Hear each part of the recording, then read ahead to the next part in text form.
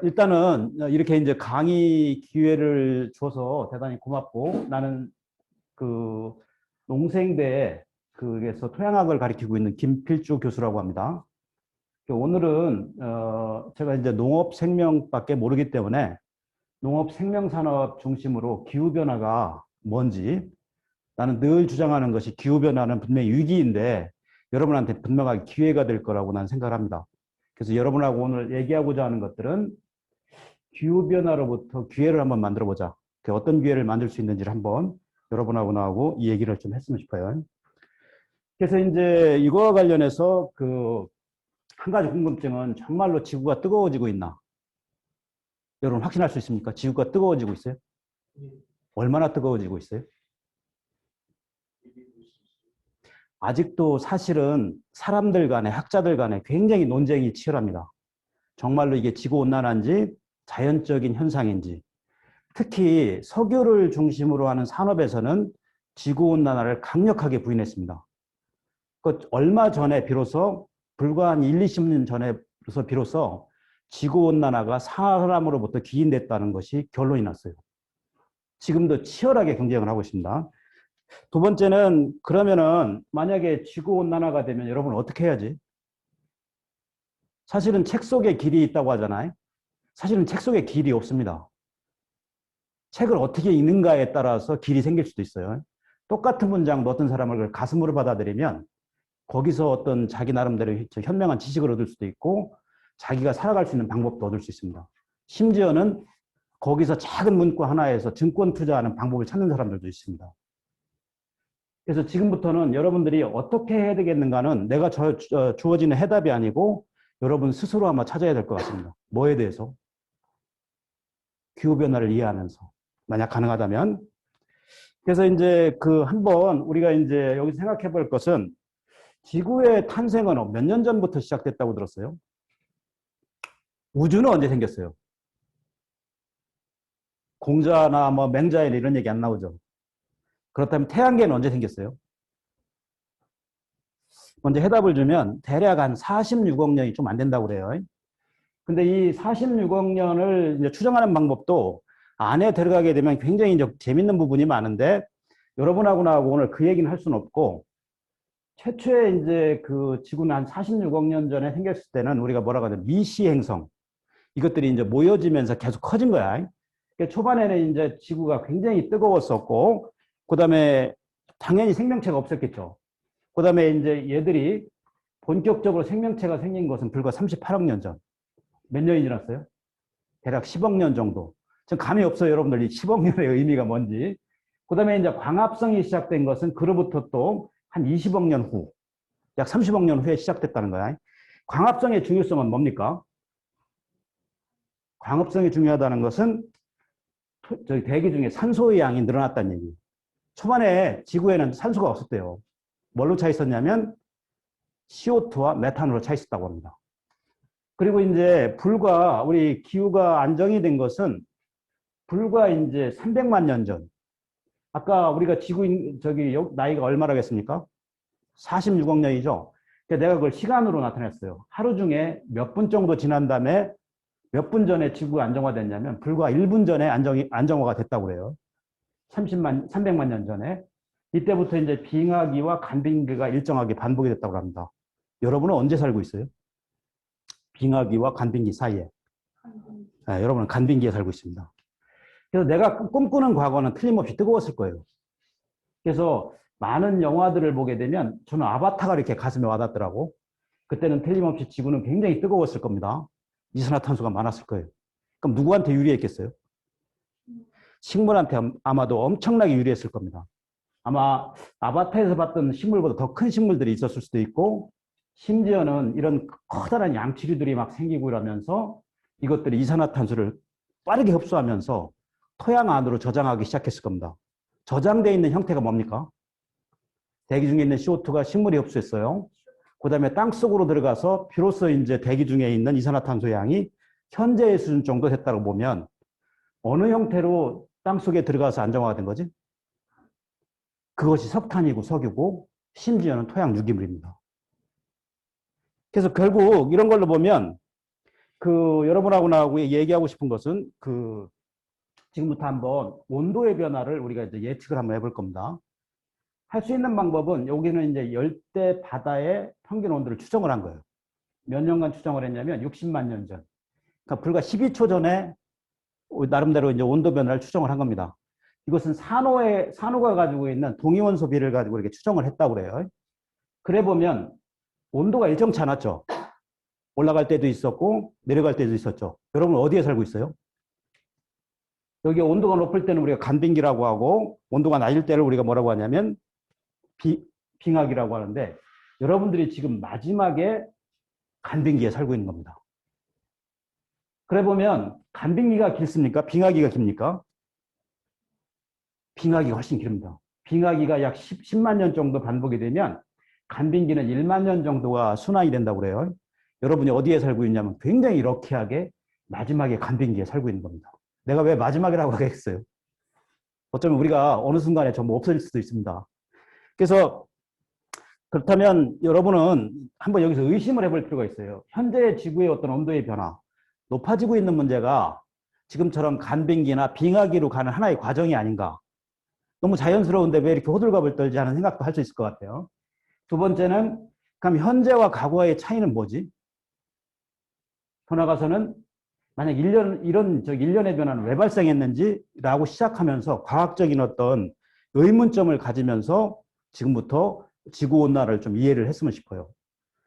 그래서 한번 상식적인 얘기로 여러분들이 이미 초등학교 때부터 수금지와 목토 천해명이라는 일련의 배열을 많이 배웠어요. 물론 이게 일직선은 아니겠지만 이렇게 만날 확률은 거의 없겠죠. 근데 이것대로 보면 어느 별이 가장 뜨거워야 되겠어요? 별이라고 해서도 안 되는데 어느 행성이 가장 뜨거워야 되겠습니까?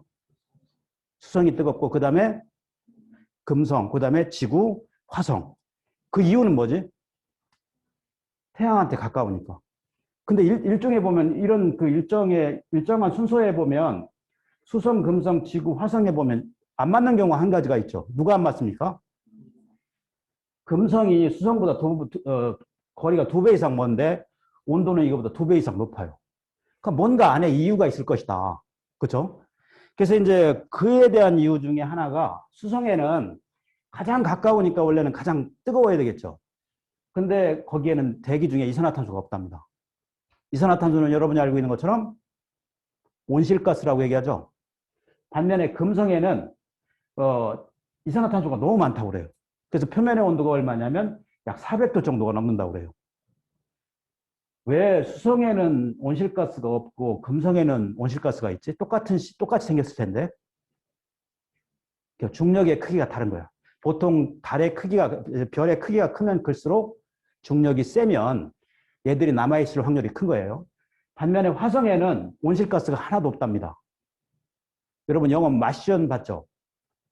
화성에 가서 왜 감자를 재배하는 영화를 봤을 거예요.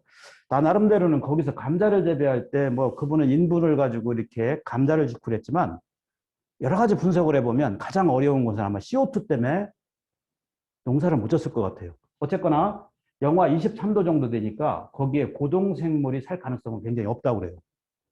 그럼 여러분한테 다가오는 것은 지구가 이렇게 사람들이 살고 여러 가지 여유를 부리는 이유는 원칙적으로 누구 때문에 이런 여유를 부릴 수 있는 거지? 온도적으로?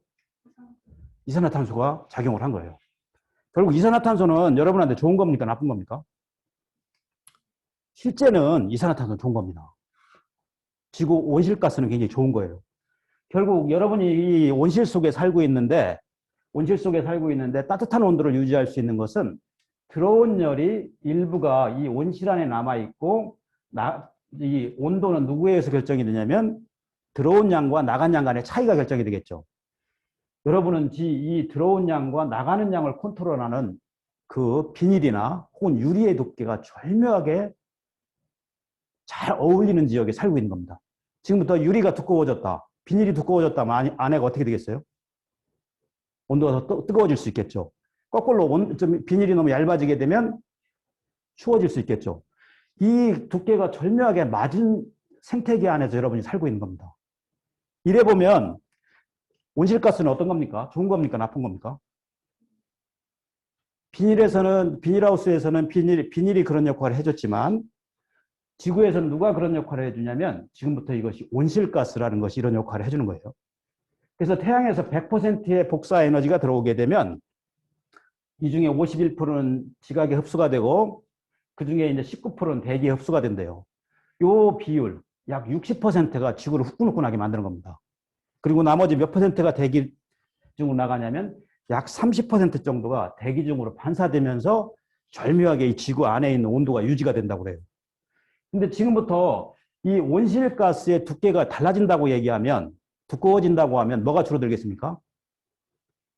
안에 남는 양은 늘어날 거고 밖으로 나가는 양은 줄어들겠죠. 그러면 지구의 온도는 어떻게 되겠습니까? 뜨거워지겠죠. 이것이 지구온난화입니다. 알겠죠? 그래서 원칙적으로 이 지구온난화라는 것은 그 좋은 건데 우리가 지금 너무나 심하기 때문에 이제 안 좋게 보고 있는 거예요. 그럼 도대체 지구 온실가스라는 건 뭔가를 한번 생각을 해봐야 돼요. 대기 중에 가장 많은 게 뭐였지? 질소 몇 퍼센트? 78%. 악시전 얼마입니까? 21% 정도 된다고 그래요. 그 다음에 아르곤은 약 1% 정도 된다고 그래요. 세 가지를 합하면 얼마입니까? 세 가지를 합하면 사실은 얘들이 99%가 넘는데 얘들은 우리가 온실가스로 얘기하지 않습니다. 근데 실제 온실가스는 양은 굉장히 작은데 첫 번째 수증기, 두 번째 카본다이옥사이드, 세 번째 메세인이 가장 대표적인 온실가스입니다. 그러니까 얘들의 함량은 전부 합해도 얼마가 안 되냐면 1%가 안 돼요. 얘들이 뭘 하는 거예요? 지구의 온도를 조락펴락하는 겁니다. 그래서 얘들은 우리가 온실가스라고 하는데 비온실가스와 온실가스가 구조적으로 분자적으로 좀 차이가 있죠. 여러분 여기서 봅니다. N과 N으로 되어 있는 N2는 태양열을 흡수하거나 복사할 수 있는 능력이 없다고 그래요. 근데 이렇게 원소가 2개 이상으로 차이가 나는 다른 화합물들이 원소가 합해서 만들어진 이런 H2O나 CO2나 메탄 같은 것들은 열을 흡수하고 내보낼 수 있는 능력이 있답니다. 그래서 온실가스의 특징들은 원자가 다른 2개 이상이 합해진 가스들이에요. 근데 얘들은 불과 1%도 안 되지만 우리 지구의 온도를 줬다 폈다 하는 거예요. 그래서 이것이 아까 보여줬던 열대지방에서의 온도의 변화예요. 여러분은 어디에 살고 있다고 그랬어요? 여러분들은 마지막에 간빙기에 살고 있다고 했죠? 그래서 우리가 남극에 가서 지금부터 얼음을 코어링을 해서 지금부터 이제 CO2 양을 측정하게 되면 절묘하게 뭐와 이렇게 매칭이 됩니까? 아까 열대지방 바다하고 남극과는 아무런 관계가 없죠. 굉장히 떨어져 있음에도 불구하고 연대를 합해보면 CO2가 많이 나올 때는 온도가 높고 온도가 낮을 때는 CO2가 적었죠. 결과적으로 이걸 통해서 여러분은 뭘 느낄 수 있냐면 CO2가 많아지면 지구의 온도가 어떻게 될 수 있다라고 여러분 느낄 수 있죠. 지구의 온도는 뜨거워질 겁니다. 그래서 여러분들 대학원생들 중에는 좀 이런 데 가서 좀 일하는 친구들도 좀 있었으면 좋겠어요. 남극에서 가서 일도 하고 국제기구에 가서 일도 하면서 지구온난화를 고민하거나 미래를 예측하는 이런 일들을 여러분들도 좀 했으면 좋겠어요. 그래서 우리가 이제 걱정하는 것은 뭐냐면 정말로 걱정하는 것은 최근에 CO2가 올라가도 너무 많이 올라간다는 거예요. 얼마까지 올라갔냐면 이 산업혁명 전에는 최대한 어느 정도였냐면 약 280ppm을 안 넘었다고 그래요. 그전에는. 근데 최근에는 얼마까지 올라갔냐면 410ppm까지 넘어섰습니다. 2017년에. 그만큼 뭐가 따라올 거라고 예측을 할 수 있죠. 지구의 온도가 뜨거워질 겁니다. 우리가 가보지 않은 세상이에요. 경험해보지 않은 세상이에요. 그래서 이것을 걱정하는 겁니다. 근데 요 CO2의 농도는 어디서 측정한 거냐면 아무 데서나 측정한 걸 인정해 주는 것이 아니고 한 곳에서 측정한 값을 인정해 줍니다. 여기 어디냐면 하와이에 있는 무아나 로아 리딩 센터라는 곳입니다. 이게 어디 있냐면 하와이에 있습니다. 하와이에 있는 CO2의 농도가 이미 400ppm이 넘었다는 얘기는 여러분이 살고 있는 진주, 여러분이 살고 있는 부산의 CO2의 농도는 아마도 이것보다 훨씬 더 높을 겁니다.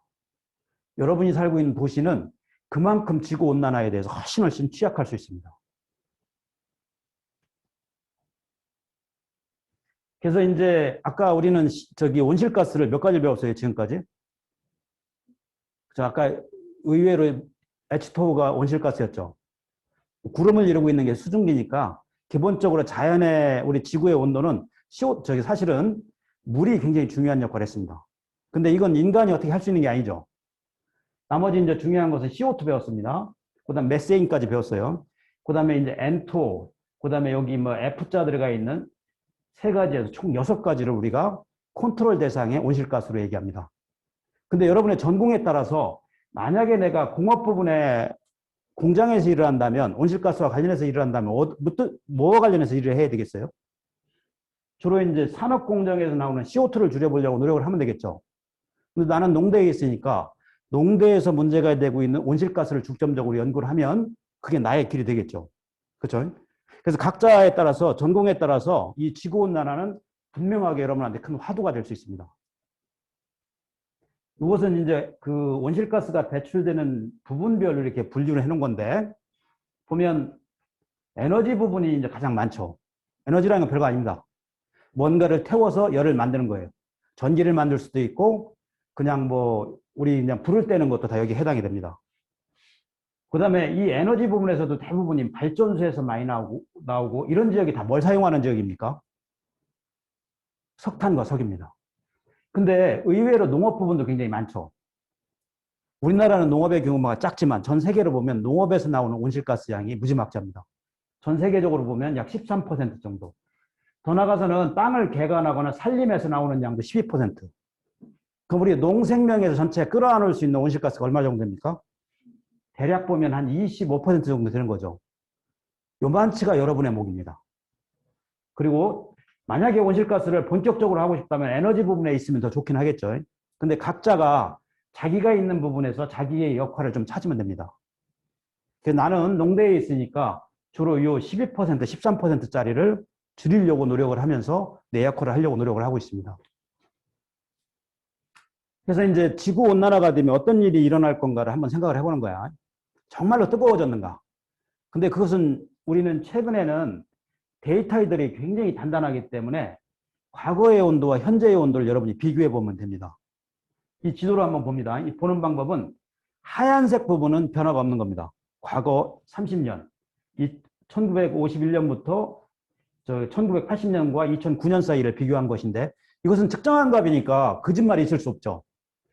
근데 빨간색이 진해지면 진해질수록 온도가 더워지는 거고, 파란색으로 가면 갈수록 온도가 차가워지는 지역이에요. 지역에 따라서는 온도가 어때요? 낮아지는 지역도 있죠. 그죠? 근데 대부분의 지역은 어떻습니까? 온도가 높아졌죠. 특히 어디가 좀 많이 높아졌어요? 극지방에서 온도가 굉장히 높아졌습니다. 평균 5도 정도가 더 올라갔다고 그래요. 그럼 여러분들이 그 다음에 일어날 수 있는 해프닝에 대해서는 이해를 할 수 있겠죠. 당장 무슨 일이 있겠어요? 빙하가 녹으면 뭐가 많아집니까? 주변에? 물이 많아지겠죠. 그럼 뭐가 많이 오겠습니까? 비가 많이 오는 겁니다. 그런 변화들을 여러분들이 예측을 해가는 거야. 그래서 이제 실제 앞으로의 변화가 되게 두려운데, 앞으로는 우리도 몰라요. 어떻게 되려나. 단지 기상학자들이 여러 가지 시나리오를 가지고 모델에 돌려가면서 앞으로를 예측하는 겁니다. 이건 뭐냐면 앞으로 대기 중에 CO2 농도가 어떻게 변할 건가를 우리가 예측을 하는 겁니다. 최악의 경우는 맨 위에 있는 그래프, 현재처럼 애를 낳고 현재처럼 연료를 떼고라면 약 2200년도에 대기 중에 온실가스의 농도는 2000ppm 정도가 될 거라 봐요. 현재 얼마라겠어요, 우리가요? 약 400ppm였는데 5배 정도가 높아지면 온도는 또 어떻게 되겠습니까? 우리가 상상할 수 없겠죠. 근데 우리 인간은 지금부터 이제 어떤 문제를 인지했을 때는 여러 가지 노력을 할 거라고 보는 거야. 그러니까 최선의 경우가 향후 100년 후에, 향후 100년, 2100년 정도에 550에서 650 ppm 정도에서 안정화될 거라고 보는 겁니다. 그러면 그만큼의 온도 상승을 우리가 좀 이해를 하고 준비를 해야 되겠죠. 그 정도가 어느 정도냐면 산업혁명 전에 280 ppm 정도였는데 그거 약 2배 정도 올랐을 때 아마도 그 끝날 것이라고 생각을 하고 있어요. 그러니까 여러분들은 실험을 어디다 해야 되냐면 2100년 후에 놓고 실험을 지금부터 하는 거예요. 앞으로 어떤 현상들이 일어날 것인가. 첫 번째 무슨 현상이 일어났어요? 대기 중에 있는 CO2가 2배가 높아졌죠. 온도도 아마 2, 3도가 높아질 겁니다. 현재처럼 그냥 내비두게 되면. 그래서 이제 유치원 강의에 가서 지구온난화를 강의할 때 지구온난화가 일어나면 무슨 일이 일어납니까? 하면 학생들 너무 잘 알아요. 뭐 북극곰이 없어져요. 펭귄이 뭐 집을 잃어요. 막 이런 얘기를 하는 거야. 근데 이런 것들에 대한 얘기는 뭐 여러분이 알고 있더라도 첫 번째는 북극이나 남극이 높겠죠. 근데 실제 데이터로 보면 엄청나게 녹았답니다. 1979년부터 한 뭐 20년 지난부터 상당 부분의 눈이 녹았고 현재는 심지어는 배가 이 북극 해로를 개척할 정도로 우리가 지금부터 유럽에 자동차를 수출할 때는 어떻게 했습니까? 지금부터 부산에서 출발해서 이쪽 그 남쪽 인도양을 지나서 수에즈 운하를 지나서 유럽으로 갔죠. 그 거리가 굉장히 멀은데 앞으로는 직접 이렇게 통과해서 갈 가능성이 높답니다. 좋은 것도 굉장히 많아요. 지구 온난화가 되면 농사를 짓지 못했던 시베리아나 혹은 캐나다와 같은데 스웨덴 같은 데는 농사를 질 수 있는 면적들이 계속 굉장히 늘어난다고 그래요. 그 사람들은 오히려 지구 온난화를 반기는 사람들도 있습니다. 그렇지만 지구 전체적으로 보면 첫 번째는 어떤 만년설이 녹게 될 것이다. 그럼 만년설이 녹으면 그 다음에 올 수 있는 현상은 뭡니까? 여기는 킬리만자로인데 여러분들 킬리만자로 하면 생각나는 거 뭐 있습니까? 응? 킬리만자로 하면 노래도 있죠. 킬리만자로에 재미없습니다, 여러분들. 어쨌든 간에 내가 이제 꼭 킬리만자로 한번 가보고 싶은데 이게 과거 1976년에 만년설이 항상 있었다고 그래요. 아프리카지만. 근데 이제 한 30년이 지난 지금의 모습을 가보면 2006년에 보면 거의 안 남았죠. 최근에 갔다 온 친구들 얘기 들으면 만년설이 완전히 없어졌다고 그래요. 근데 이런 것들은 그리고 여러분 여기 빨간색으로 되어 있는 그림이 어딥니까? 나라가 칠레죠. 칠레의 특징은 뭡니까? 세계에서 가장 길은 국가입니다. 근데 여기는 굉장히 건조한 지역이에요. 근데 주요 농산품이 뭐냐면 포도주나 이런 것들이 굉장히 많이 재배되고 있어요. 근데 그 이유는 뭐냐면 주변에 안데스 산맥이 있고 거기에 만년설이 있기 때문에 그 물을 이용해서 농사를 지는 거예요. 건조 지역에서 물만 보급이 되게 되면 농산물의 품질이 굉장히 높아질 수 있습니다. 근데 이 칠레 같은 경우에 지금부터 만년설이 다 녹고 나면 더 이상 포도주 얘기를 할 수 없을 가능성도 있죠. 그죠? 여기는 어디입니까? 인도죠. 인도 위에 여러분 여기 제가 빨간색으로 그 라인이 뭡니까? 히말라야 산맥입니다. 아는 것처럼 이미 예측했던 것처럼 히말라야도 역시 만년설에 의해서 의존돼서 살고 있는 사람들이 굉장히 많습니다. 사람뿐만 아니라 식물, 더 나아가서 동물들도 이 만년설에 의존해서 살고 있는데 이 사람들의 특징이 뭡니까? 세계에서 가장 가난한 사람들이죠. 근데 지금부터 물이 없어지게 되면 이 사람들의 삶은 더욱더 힘들어질 거라고 그래요. 지금 지구온난화는 누가 만든 거예요? 잘 사는 사람들이 만든 거잖아요. 근데 실제 피해를 보는 사람들은 못 사는 사람들이 피해를 볼 가능성이 높답니다. 여러분들이 거기에 그 사람들한테도 한번 눈여겨볼 필요도 있어요. 그리고 이제 많은 시나리오가 나와요. 뭐 이제 해수면이 높아지게 되면 저지대는 대부분이 다 침수할 거라고 그래요. 그 중에 가장 대표적인 게 네덜란드, 뉴욕, 이태리의 그 유명한 베니스 정도 뭐 너무 만화 같은 얘기 많이 나오죠. 실제 극지방에 있는 물들이 전부 녹게 되면 이렇게 될 가능성이 높다고 그래요. 더 나가서는 베니스에서는 뭐 말도 안 되는 프로젝트를 하고 심지어 내가 제일 사랑하는 국가 중에 하나인 방글라데시를 한번 봅니다. 방글라데시는 우리나라 남북한 면적이 22만 제곱킬로미터인데 국어의 면적이 한 4분의 3 정도 돼요. 근데 인구는 우리 남북한 합했을 때 7,500만인데 방글라데시는 1억 6천만이 됩니다. 그럼 인구 밀도는 어때요? 우리보다? 2배 이상 높죠. 세계에서 인구 밀도가 제일 높은 나라인데 여기가 앞으로 지구온난화에 의해서 가장 크게 피해를 볼 국가 중에 하나라고 합니다. 예를 들면 저지대니까 지금부터 바닷물이 한 1.5m만 올라가게 되면 전 국토가 15% 정도가 없어질 거라고 그래요. 아까 방글라데시의 특징을 내가 뭐라고 설명했어요? 세계에서 인구 밀도가 가장 높은 국가예요. 근데 그나마 15%가 없어지게 되면 인구 밀도는 어떻게 되겠어요? 더 높아지겠죠. 인구 밀도가 높아서 가난했는데 더 높아지게 되면 지옥과 같이 될 가능성도 있습니다. 특히 이제 우리가 우려하는 것은 지구온난화가 그냥 온난화에서 끝나주면 가장 좋은데 온난화에서 끝나지 않는다는 거야. 이것이 일종의 기상이변으로 가져오는데 태풍이 점점 대형화될 가능성이 높다고 합니다. 우리가 그동안에 조사한 걸 보면 태풍의 숫자는 늘어나지 않는다고 그래요. 근데 태풍이 점점 커진다고 그래요. 그 이유는 뭐냐면 태풍은 일종의 에너지를 분산시키는 과정이라고 그래요. 그러니까 바닷물이 더워지게 되면 적도에서 얘들의 에너지를 분산시키는 과정이 그 일종의 태풍인데 온도가 더 많이 높아지게 되면 태풍의 크기가 커질 가능성이 있죠. 그래 되면 피해가 더 커지게 되고 직접적으로 영향을 받는 지역들이 늘어날 거예요. 그 다음에 어떤 지역은 경우에 따라서 가뭄이 굉장히 확대가 되고 어떤 지역에서는 강우 패턴이 과거와 바뀌어서 홍수가 많이 발생할 거라고 그래요. 예를 들면 뭐 이건 데이터니까 여러분들 이 그래프 보는 방법은 똑같습니다. 그 초록색 있는 부분은 변화가 없는 겁니다. 과거와 현재 간에 강수량의 변화가 없는 거예요. 파란색이 많아지게 되면 어떻게 됩니까?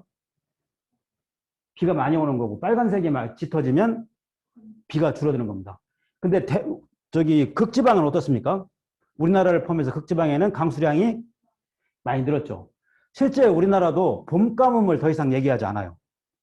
실제 비가 많이 오고 있는 것 같아요. 근데 여러분이 그 눈여겨봐야 될 부분은 늘어나는 부분도 있지만 줄어드는 부분도 있죠. 주로 이제 아까 이제 몽고 지역에서 굉장히 그 강수량이 줄었고 특히 눈에 들어오는 데가 어디입니까? 여기 빨간색으로 남미에 표시한 지역은 아마존강이죠. 아마존강에 최소한 어느 정도가 적게 오냐면 연간 50mm 정도가 덜 올 거라고 하니까 강우량은 그다음 뭐에 영향을 줍니까? 식물체의 생육력 정도에 영향을 주죠. 아마존이 우리한테 중요한 이유는 뭡니까? 지구의 허파라는 얘기 많이 들어봤죠. 허파의 기능이 떨어지게 되면 CO2를 소화할 수 있는 능력이 줄어들 거예요. 지구온난화는 그 이후에 어떻게 되겠습니까?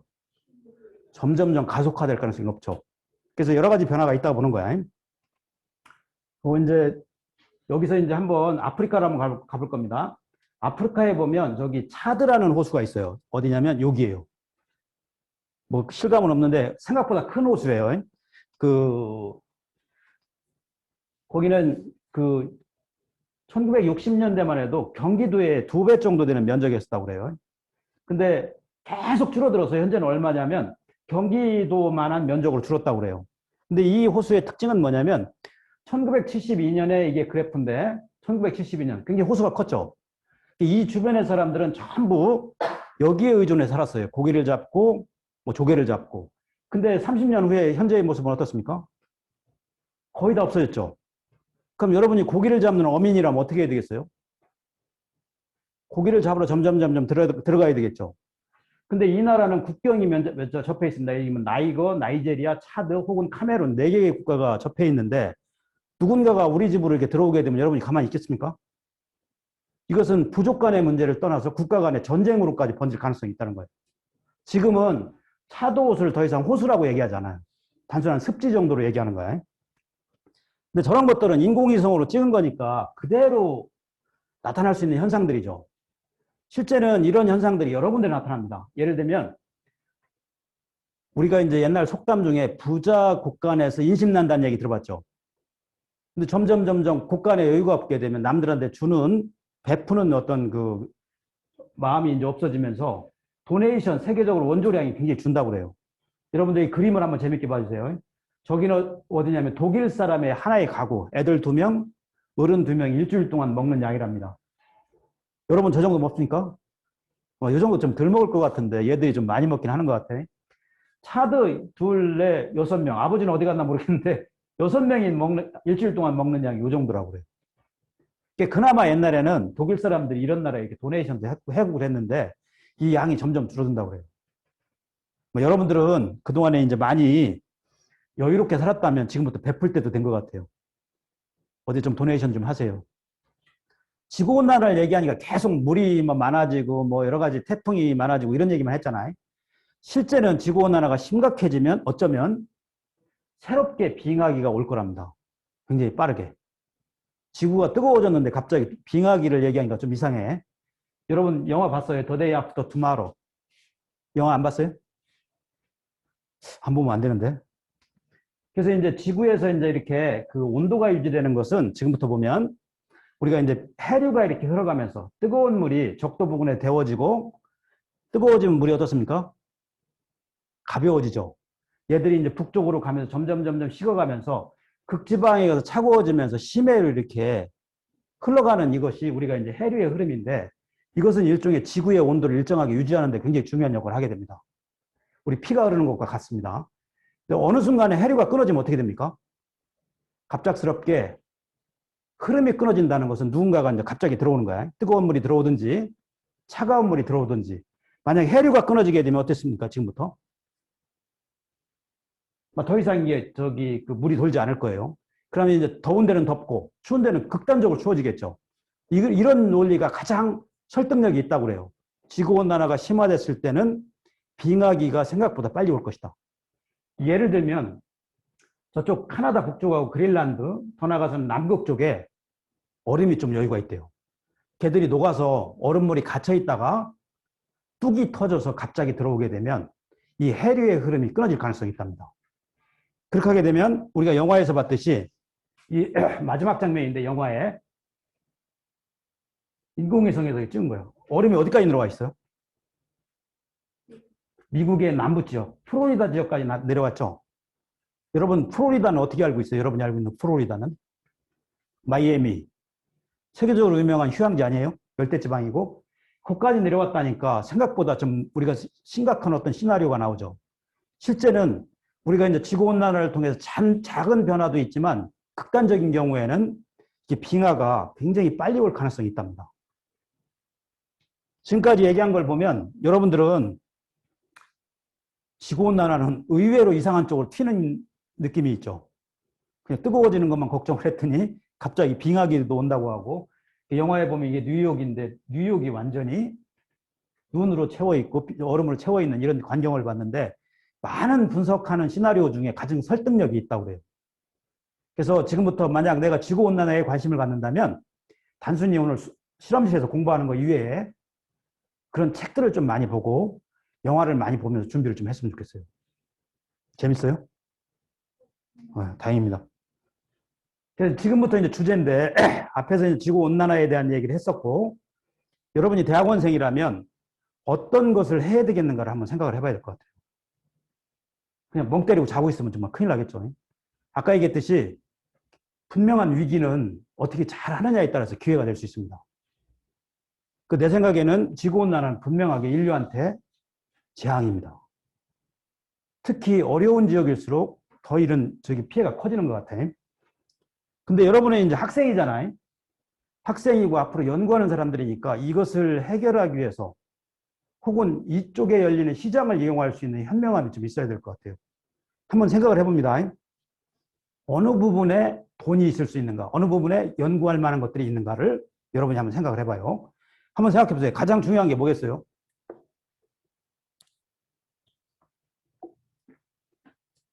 첫 번째는 지구온난화 속도를 좀 완화해야 되겠죠.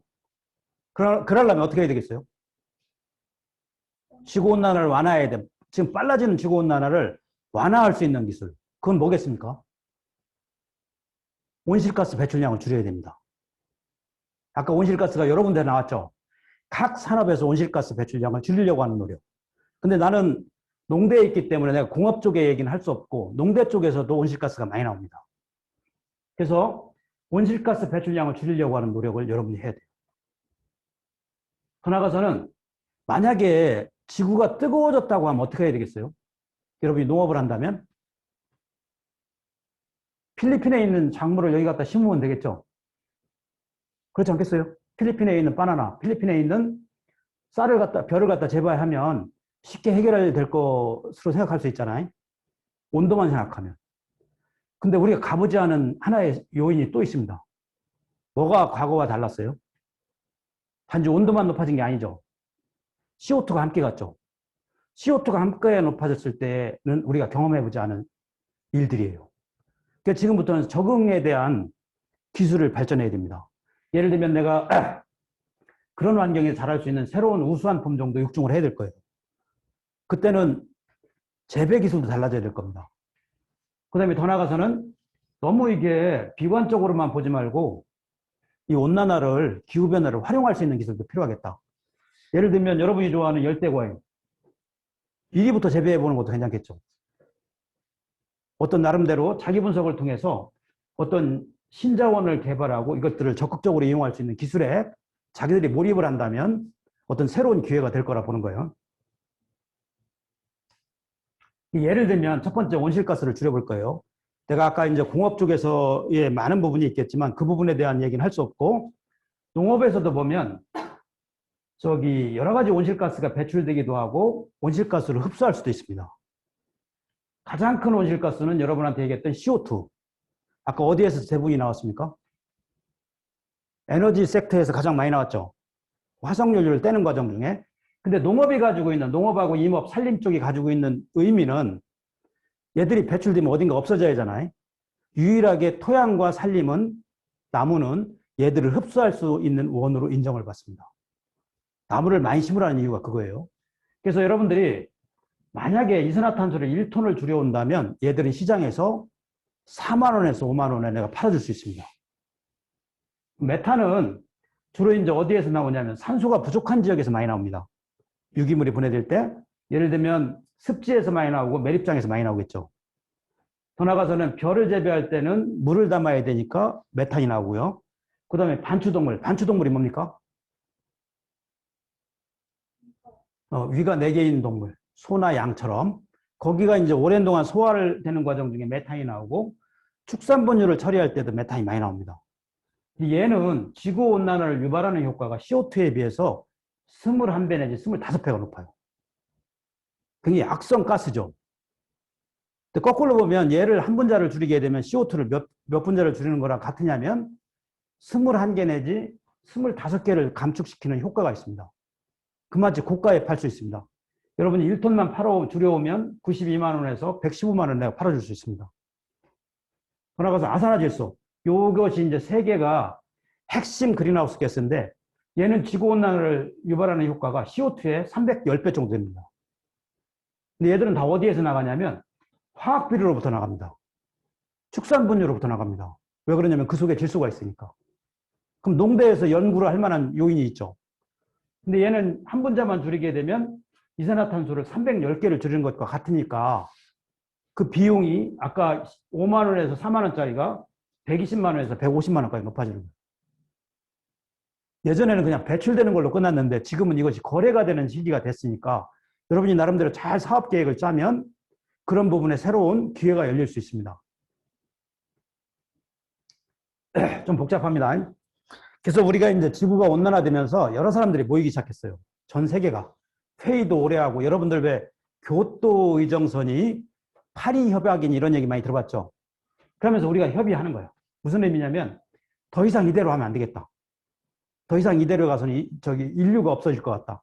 그래서 우리 나름대로는 그 빨간 그래프로 보게 되면 앞으로 온도를 2도씨 이상 올라가는 것을 거기에서 멎게 해야 되겠다. 그러려면 뭐가 필요합니까? 지금도 온도가 과거 산업혁명 전보다 2도 정도 올라가는 정도에서 끝쳐야 된다. 그럼 우리가 뭐가 필요하겠어요, 당장? 아까 지구가 온난화된 이유가 뭐였지? 온실가스가 높아졌기 때문에 그런 거죠. 지금도 온실가스 배출량을 줄이자는 것이 이제 지금부터 여러분한테 당장 주어져 있는 임무입니다. 그래서 이제 예를 들면 배출량 저감이 필요하겠죠. 배출량을 저감하려면 석탄, 석유 이외에 다른 어떤 에너지 자원을 찾아야 되겠죠. 예를 들면 원자력은 얘기가 많지만 이것도 일부분에 기여가 될 수 있을 것 같고요. 풍력이나 태양력이나 이런 것들이 주로 앞으로 아마 굉장히 발전할 겁니다. 이런 부분에 투자하는 것들이 여러분들한테 선제하는 어떤 하나의 좋은 대책이 될 것 같아요. 더 나아가서는 계속 에너지 효율을 높여야 되겠죠. 예를 들면 전기 자동차가 많아지는 이유도 다 이제 그런 이유겠죠. 근데 이것은 다 배출량을 저감하는 거죠. 근데 배출량 저감만 가지고 이 목적을 달성할 수 없습니다. 누군가가 흡수해 줘야 돼요. 흡수량을 늘려야 됩니다. 근데 흡수량을 늘릴 수 있는 게 별로 없어요. CO2가 없어질 수 있는 공간이 어디 있습니까? 토양. 좋습니다. 이걸 정리를 했어요. 이걸 그래서 우리가 뭐라고 하냐면 네거티브 에미션 테크놀로지라고 하는데 온실가스를 흡수하는 기술입니다. 흡수할 수 있는 것은 가장 큰 것은 조림이에요. 누가 흡수하는 거지? 나무가 흡수하는 겁니다. 그러니까 여러분들이 나무를 잘 키워야 돼요. 심고. 더 나아가서는 토양의 어떤 탄소를 격리한다. 어려운 얘기인데 토양 안에 유기물 양을 늘려주게 되면 이산탄소가 그만큼 준다는 거야. 더 나아가서는 해양의 시비. 해양에도 식물체가 있으니까 얘들이 흡수하게 되면 그만 이산화탄소가 줄을 것이다. 바이오 에너지, 토양의 풍화를 증진하는 기술, 직접 흡수하는 기술. 요즘에는 공학적으로는 이산화탄소를 정말로 흡수해서 어딘가에 안정화시키는 기술들이 굉장히 많이 하고 있어요. 그렇지만 냉정하게 보면 이 기술들 중에 그 경제성이 있는 것들이 별로 없다고 그래요. 예를 들면 나무를 흡수하는 것들은 굉장히 추천할 만하다고 그래요. 근데 거기에 비해서 해양십이나 직접 감축하는 기술이나 혹은 토양을 풍화시키는 기술, 바이오에너지 같은 것들은 경제적으로 크게 메리트가 없다고. 그 중에서 가장 그 각광을 받고 있는 것은 토양의 유기물을 증진시키는 기술이 현재까지는 가장 효과가 있는 기술로 저가에 할 수 있는 가장 효과적인 기술이라고 해요. 그럼 여러분들이 지금부터 연구를 할 수 있는 방향성이 좀 정해지죠. 이런 기술을 계속 발전시키는 거예요. 자기 나름대로. 그래서 그거에 대한 얘기를 좀 더 구체적으로 얘기할 겁니다. 예를 들면 이 대기 중에는 뭐 이 숫자가 중요한 건 아닌데 830 빌리온 톤. 빌리온이 얼마지? 10억 톤이에요. 이걸 우리 딴 말로 하면 기가톤이에요. 830 기가톤 정도의 이산화탄소가 대기 중에 있다고 그래요. 탄소로. 근데 베지테이션은 뭡니까? 나무죠. 나무에 550, 그 다음에 토양의 40cm 안에 860. 토양을 2m로 얘기하면 2400 기가톤의 탄소가 여기 이렇게 분배가 되어 있다고 얘기해요. 대기 중에 이산화탄소 양을 줄일 수 있는 방법은 다른 쪽의 비중을 키우면 되겠죠. 예를 들면 나무가 흡수하는 양을 나무가 흡수하고 있는 550을 650으로 만들었다면 저기 100기가톤이 어딘가에서 흡수됐겠죠. 걔들이 어디서 왔겠습니까? 대기 중으로부터 왔겠죠. 토양의 40cm 안에 있는 게 860기가톤인데 이걸 여러분들이 1000기가톤으로 만들었다고 하면 140기가톤짜리의 이산화탄소가 어디서부터 온 겁니까? 대기 중으로부터 온 거죠. 결국 토양이나 이렇게 나무 속에 가두는 이산화탄소가 전체 지구온난화를 완화하는데 굉장히 중요한 역할을 하는 거예요. 여러분이 만약 농학을 공부한다, 임학을 공부한다면 뭐에 대한 공부를 해야 되겠습니까? 어떻게 하면 효과적으로 나무를 심을 것인가? 예를 들면 사막에 여러분들이 나무를 다 덮는다고 생각을 해보세요. 그 다음에 이제 요즘에 많이 나오는 얘기 중에 좀 어려워서 내가 이걸 뺄까 말까 고민을 많이 했는데 포퍼밀 0.4%를 얘기해요. 1년에 전 세계 공장에서 나오는 이산화탄소 양이 얼마냐면 8.9 기가톤 정도 된다고 그래요. 근데 토양 안에 축적되어 있는 탄소 양이 얼마냐면 2,400 기가톤. 이걸 나눠보면 2,400분의 8.9 하면 이게 0.4% 우리가 포퍼밀이라고 한다고 그래요. 하여튼 토양에서 이산화탄소 양을 토양에 있는 탄소를 매년 0.4%만 증진시켜주면 전 세계에서 배출되는 이산화탄소를 전부 흡수할 수 있다는 논리가 이런 논리입니다. 그래서 우리 쪽에서는 이 4퍼밀 운동이 계속 이루어지고 있는데 그 얘기는 별거 아니에요. 토양에 있는 유기탄소 양을 계속 늘려가자. 그런 얘기입니다. 지금부터 나오고 공장에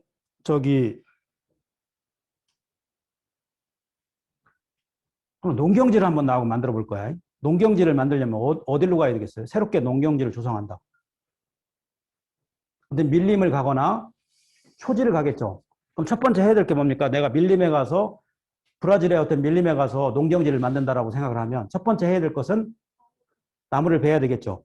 나무만 베는 정도가 아니라 심지어는 화전을 하기도 하고 뿌리를 뽑아내기도 하죠. 그 다음에는 갈고 비료를 주고 계속 갈아줄 겁니다. 그 과정 중에 나무 속에도 엄청난 양의 탄소가 있죠. 그리고 토양 속에도 엄청난 탄소가 있는데 그만치 양이 이산화탄소로 나간 겁니다. 사실은 농업을 한다는 것은 과거에 지구온난화에 엄청나게 기여를 했어요. 우리가 이거 인정을 해야 됩니다. 지금부터 그러면 농업을 어떻게 가야 되냐면 관행적으로 이렇게 왔다라면 지금부터는 이산화탄소 양을 흡수할 수 있는 방법, 토양의 유기탄소 축적량을 늘릴 수 있는 방법으로 계속 기술이 발전돼야 돼요. 이것을 뭐라고 하냐면 보존적 토양 관리라고 합니다. 근데 그 방법은 여러분 나름대로 여러분이 가장 좋다라는 걸 찾아내면 돼요. 남들보다 나은 방법을 찾아내면 그것이 여러분이 어떤 기회가 될 수 있고 어떤 돈이 될 수 있습니다. 특히 이제 논해를 한번 가보면 여러분이 논은 어떻게 알고 있습니까? 논해는 뭐가 많지? 밭하고 다르게 물이 차 있죠. 유기물이 분해되면 아까 저기 토양에 이산화탄소를 감축시키기 위해서 토양의 유기물량을 늘렸죠. 근데 유기물이 다시 이산화탄소로 가면 별 문제는 없어요. 근데 논에서 이게 메탄으로 가면 얘기가 달라집니다. 왜 그러냐면 이미 얘기한 것처럼 메탄은 이산화탄소에 비해서 온난화 지수가 높다고 그랬죠. 한 분자가 나가면 CO2로 가면 지구온난화에 100개 기여를 못하는데 얘가 메탄으로 나가게 되면 23배가 높아지니까 이건 좀 다른 얘기죠. 여러분들이 그 연구를 하는 과정 중에 어떻게 메탄을 줄일 것인가를 연구를 하는 것이 굉장히 중요한 부분이에요. 어디에서? 논을 주로 농사짓는 부분에서. 예를 들면 가장 논을 많이 지는 지역이 어디입니까? 우리 한국도 있고 일본도 있고 중국도 있고 동남아시아 전체가 벼를 재배하는 거 아니야? 심지어 아프리카, 미국도 농사를 지고 있습니다. 그리고 이제 이 메탄을 연구하다 보면 이게 벼의 뿌리인데 이 에란키머 채널이라는 건데 메탄의 90%는 뭐 어디를 통해 나오냐면 식물체의 이 채널을 통해서 통기 조직을 통해 나간다고 그래요. 여러분들이 아마도 이런 통기 조직에서 전달력이 낮은 식물체를 개발한다면 그것들은 분자 유전학을 하는 사람들한테 굉장히 좋은 기회가 될 수도 있을 것 같아요. 빨리 지나가겠습니다. 실제 이제 적극적으로 해야 될 것은 이렇게 사실 이런 일을 한다는 건 쉬운 일은 아니죠. 가장 뜨거운 여름에 가서 샘플링도 해야 되고 그 소에서도 엄청난 양의 온실가스가 나와서 새로운 사료를 개발하든지 뭐 이런 연구들이 굉장히 많이 돼 있어요. 그럼 한번 지금과 같이 아까 가장 중요한 기회가 어디서부터 올 거라고 생각했냐면 온실가스를 줄이려고 하는 노력이 굉장히 좋은 기회가 될 수 있다고 그랬죠. 더 나아가서는 지금부터 한번 적응할 수 있는 여러분이 방법을 좀 찾아야 될 것 같아요. 한번 이 사진을 보세요. 오래된 건데 수원에서 실험을 한 건데 후지라는 사과입니다. 정상에서는 빨간색이죠. 온도가 높아지면 어떻게 됩니까? 온도가 높아지니까 향후 100년 후에 온도를 맞춰놓고 사과를 농사를 접은 거예요. 크기가 굉장히 커졌죠. 잘 안 익었죠. 근데 우리가 먹어보면 푸석푸석하고 맛도 없고 그렇더라고요. 근데 이제 CO2만 높아지니까 어떻습니까? 온도는 그대로인데 색깔이 착색이 안 됐죠. 그 다음에 미래의 기후는 사실은 CO2하고 온도가 함께 상승한 조건을 얘기합니다. 두 가지가 이렇게 짬뽕돼서 나왔는데 향후 100년 후에 수원에서는 사과를 어쩌면 현재처럼 재배하면 못 먹을 가능성이 있겠죠. 가장 좋은 방법은 뭡니까? 사과를 포기하든가 혹은 새로운 품종을 개발할 수 있는 방법도 있겠죠.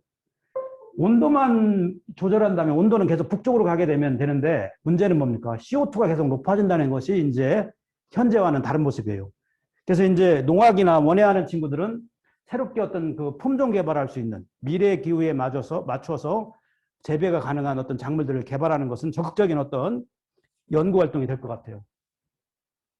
이것은 고추예요. 고추도 현재 기후에서 재배한 거, CO2만 높아진 거, 온도만 높아진 거 두 가지를 합해서 높여졌을 때 각각의 반응이 좀 다릅니다. 실제 고추는 우리나라에 언제 들어왔다고 들었어요? 인지널한테.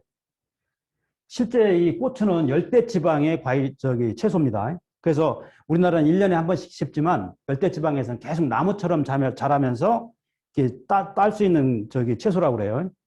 근데 보면 좀 더 세밀하게 보면 정상 온도에서 생긴 고추가 온도가 상승하는 게 어떻습니까?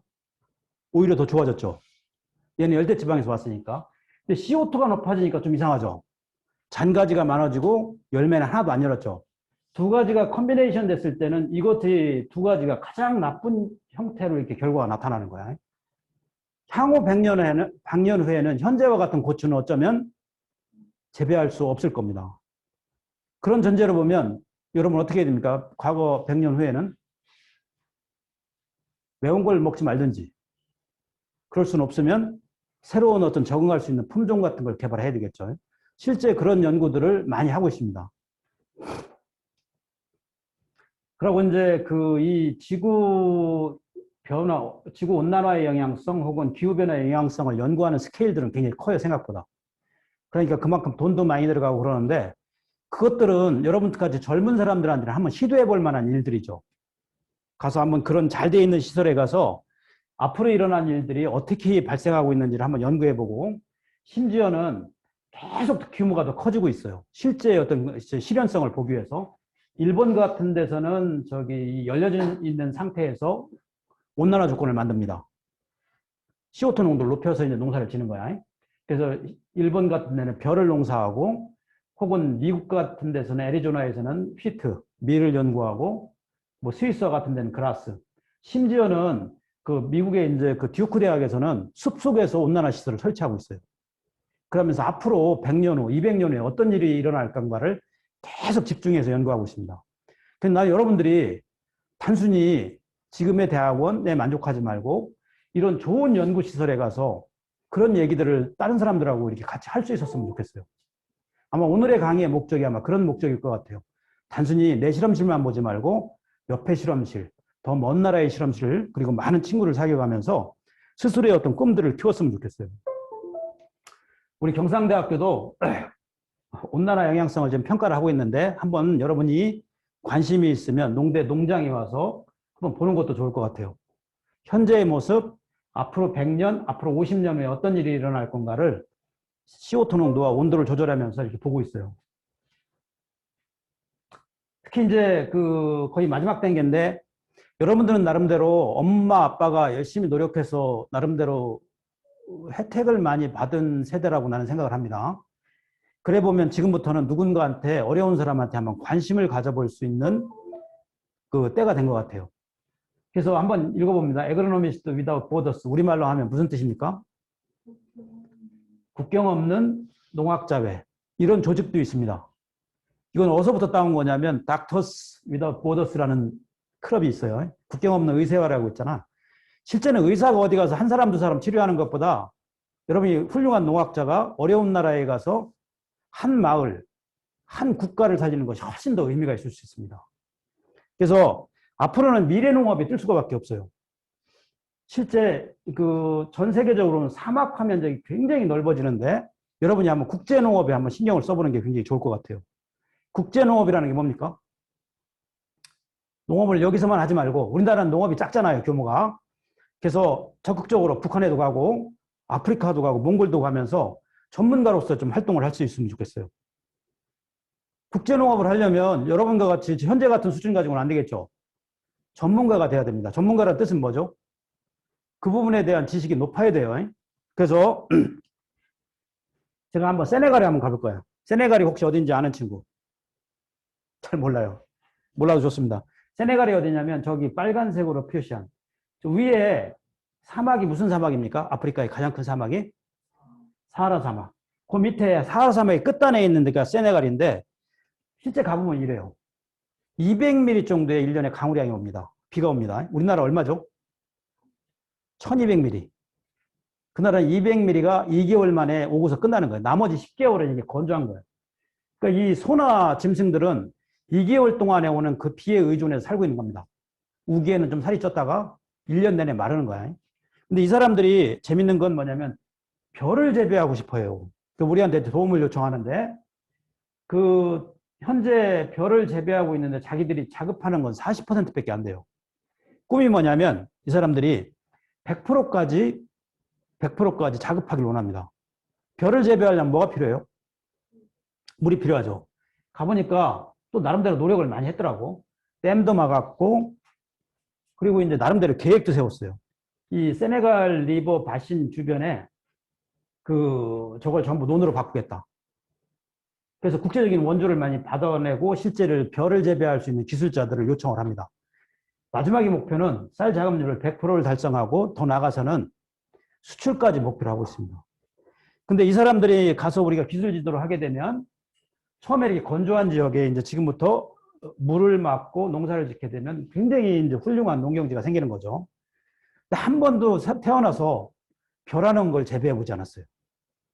물에 발을 담그고 농사를 져본 적이 없어요. 우리 보고 물어봅니다. 저기 물에 발을 담궈도 문제가 없냐고, 건강에. 참새가 안 먹는 쌀은 없냐고. 혹은 개구리는 저거 괜찮은 거냐고. 우리가 알고 있는 우리의 농업 기술이 굉장히 유치해 보이지만 그런 나라에 가면 굉장히 높은 기술로 전달이 될 수 있습니다. 그래서 나는 여러분들이 적극적으로 이런 데 가서 전문가로서 파견되고 어떤 우리나라 발전 혹은 인류의 발전에 좀 기여를 했으면 좋겠어요.